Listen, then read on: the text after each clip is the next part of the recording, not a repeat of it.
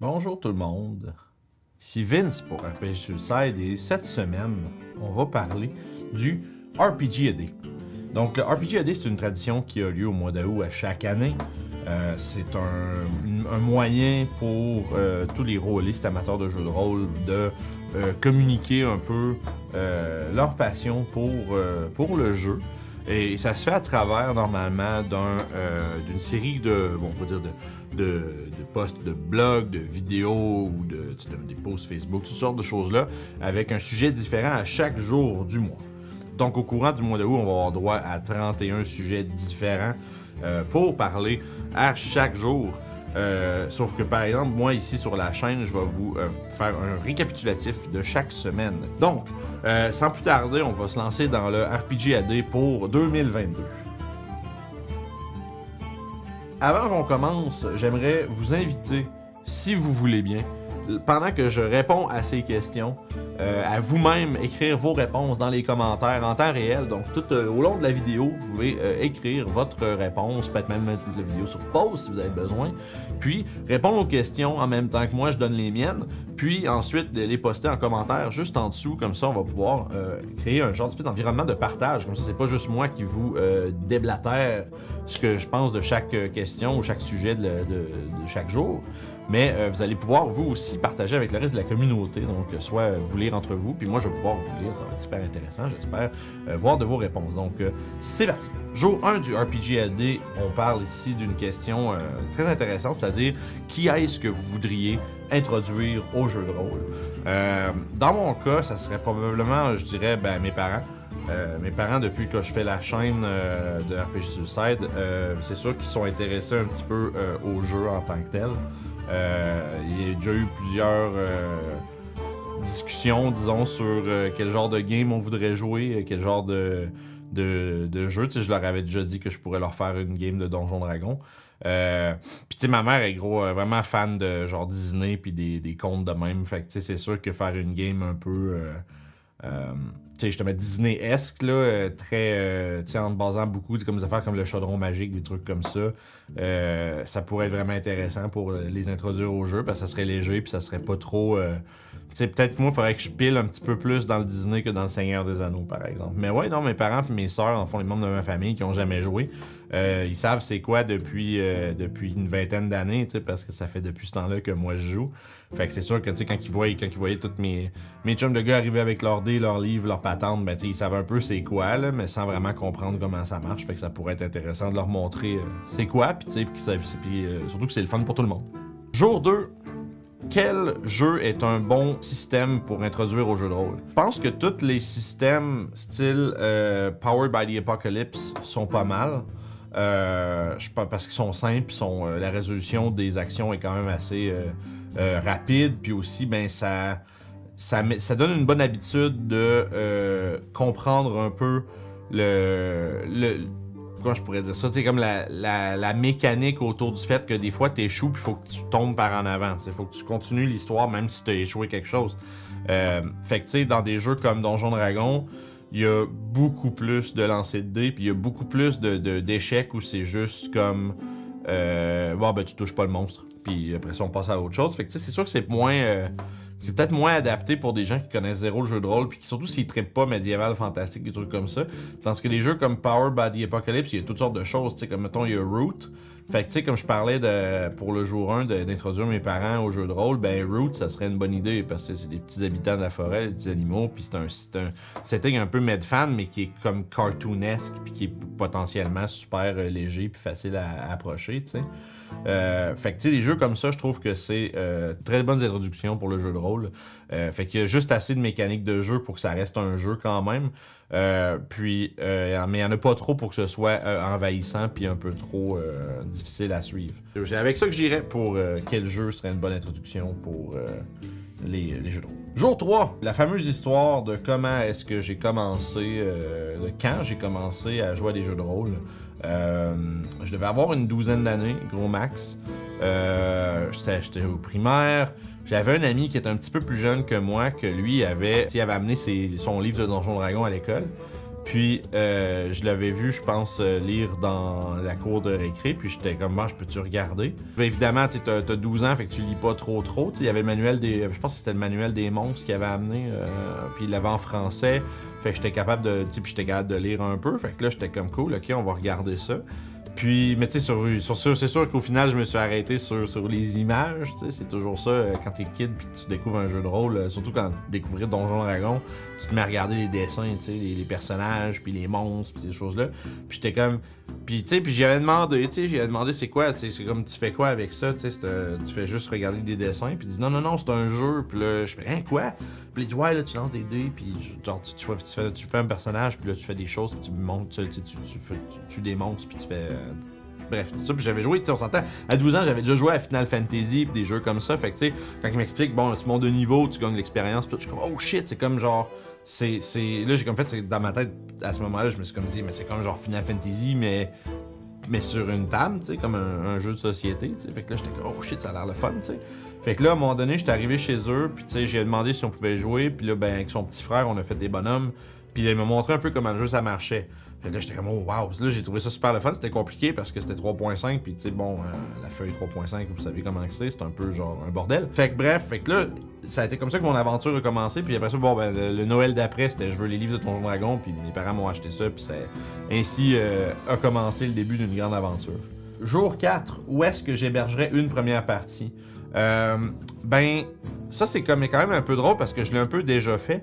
Parce que par exemple, l'été dernier, en juin, on s'est déplacé chez Détour Ludique pour le Free RPG Day. Espèce d'événement spécial où il y a plein de goodies puis qu'on célèbre un peu le jeu de rôle. Puis, tu sais, il y a certaines... J'avais fait plusieurs parties à l'intérieur d'un restaurant thématique médiéval qui s'appelle la Shop Goblin. Fait qu'on avait comme une belle...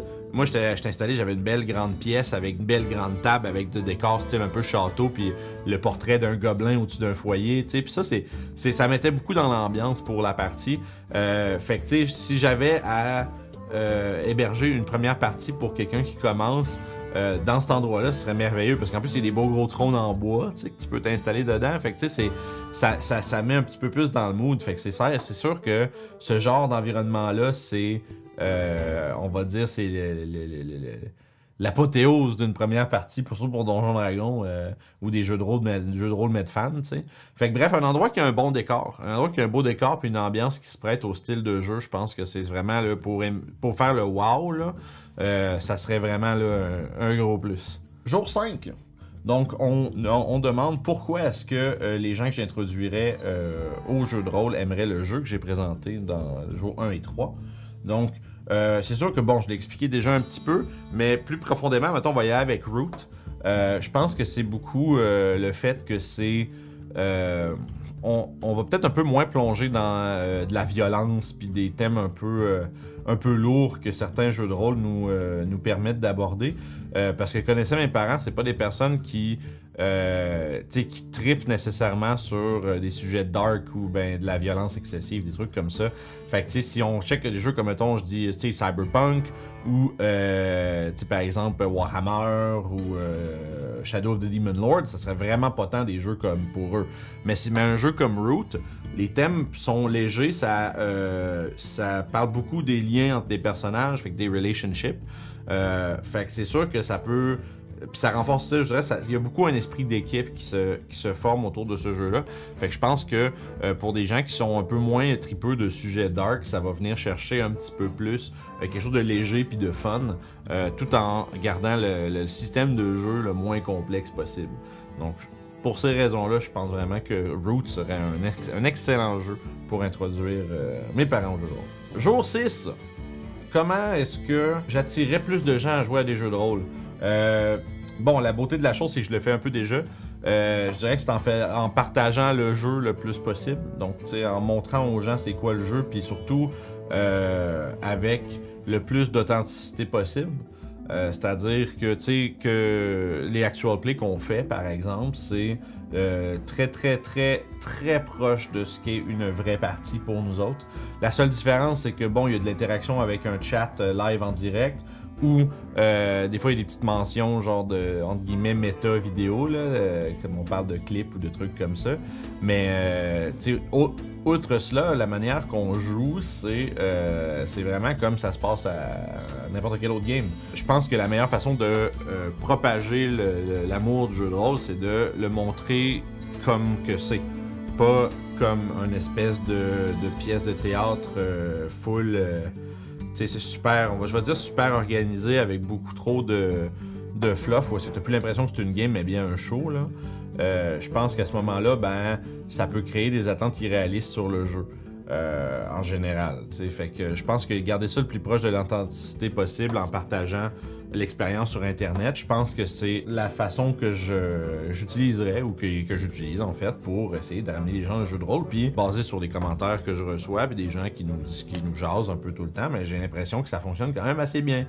Fait que bref, l'authenticité avant tout, c'est vraiment là, mon gros conseil pour ce qui est de développer l'amour du jeu. Finalement, jour 7, c'est le System Sunday. Donc, c'est-à-dire on va faire un peu vite un tour d'un morceau d'un système que j'aime beaucoup. Pour ça, j'ai choisi de vous jaser un peu de Warhammer 4e édition. J'ai déjà fait un vidéo sur le sujet, sur, disons, le système, comment je le trouve, faire des personnages, tout ça. Mais on n'a pas parlé beaucoup de vraiment certaines parties du système. Puis ce que je trouve qui est le plus le fun, c'est vraiment les carrières puis les talents dans la 4e édition de Warhammer. Simplement à cause de la manière que ça se développe. Parce que, tu sais, essentiellement, la manière que ça fonctionne dans Warhammer, quand tu gagnes de l'XP que tu dépenses. Tu montes pas de niveau, tu gagnes pas, t'as pas une charte de progression ou quoi que ce soit. Tu prends vraiment, c'est l'XP que tu reçois, tu la redistribues en achetant des points de compétences, en achetant des points de caractéristiques, en achetant des talents. Avec tout ça, essentiellement, tu te ramasses à vraiment un peu comme customiser le personnage à la vitesse que tu veux. Puis ça, je trouve ça vraiment le fun. Parce que, essentiellement, les points d'expérience que tu ramasses à travers tes games, tu peux vraiment décider dans quoi ça va. Tu sais, au lieu de juste, bon, ben, arbitrairement à 2000 points, ben, je suis rendu niveau 2 puis j'ai telle affaire de plus. Ben là, t'as l'impression que tu travailles un petit peu plus pour tes bonus, tu sais. Par exemple, on joue un nain qui est un nain investigateur. J'ai commencé comme agent de la garde, fait que tu sais, un watchman, je suis devenu un investigateur, puis j'ai surtout concentré mes points sur l'investigation, intuition, l'intelligence, puis tu sais vraiment qu'est-ce que naturellement qui m'a donné l'idée de faire ben, peut-être que mon personnage c'était pas tant un garde, c'est peut-être un détective, tu sais. Fait que là je me suis mis à acheter des trucs plus en conséquence de ça. Puis, quand est venue l'opportunité, ben, j'ai pu, avec les points d'expérience, changer de carrière, avoir un nouveau set de compétences puis de caractéristiques que tu peux augmenter. Puis, tu sais, plus tu montes dans l'échelle disons, du chemin de carrière que tu as choisi, plus tu as d'options qui se développent dans ce que tu peux augmenter. Fait que tes caractéristiques, tu es limité à un nombre fixe que tu peux augmenter. Tu sais, au début, tu comptes avec 3, après ça devient 4, 5, 6. Puis, ça, c'est tout un peu des aptitudes clés qui vont te permettre de mieux faire ce que tu as à faire. Fait que, tu sais, ça, je trouve, il n'y a pas beaucoup de jeux qui deal avec des dépenses d'XP comme ça. Je pense qu'il y a World of Darkness qui fait un peu quelque chose de similaire. C'est sûr que, bon, mon expérience de World of Darkness date de comme 15 ans, là, fait que c'est sûr que je suis pas à jour. Mais, tu sais, essentiellement, parce que tu gagnes pas de... C'est pas un jeu de rôle avec des niveaux, c'est un jeu de rôle avec, justement, de l'expérience puis des points que tu distribues à la longue. Fait que je trouve ça le fun parce que... aussi, ça fait que tes personnages peuvent avoir des points d'expérience différents puis pas avoir une immense différence de puissance, là, tu sais, Fait que tu peux avoir un nouveau personnage qui a moins d'XP que le reste puis t'auras pas moins de fun. Comme par exemple à Donjon Dragon, tu peux pas avoir un personnage niveau 2 avec des personnages niveau 8, ça marche pas. Fait que bref, c'est un truc que je trouve vraiment le fun à Warhammer, que le système de progression est super cool puis super récompensant, disons. On ressent vraiment là, que tu vois tes blocs qui s'enlignent de petit à petit, puis tu vois vraiment là, tes chiffres monter petit à petit, puis devenir ok, je suis rendu vraiment meilleur dans telle affaire. Fait que, ceci dit, ça va conclure notre première semaine du RPG AD pour l'année 2022. J'espère que vous avez aimé ça. Je vous encourage fortement à participer de votre côté aussi, d'une manière ou d'une autre, que ce soit sur votre propre fil Facebook, que ce soit sur les commentaires de vidéos, partagez au max, parce que plus on est à partager, plus il y a des gens qui vont peut-être être interpellés par une de vos réponses. Fait que gênez-vous pas, puis on se reparle la prochaine fois.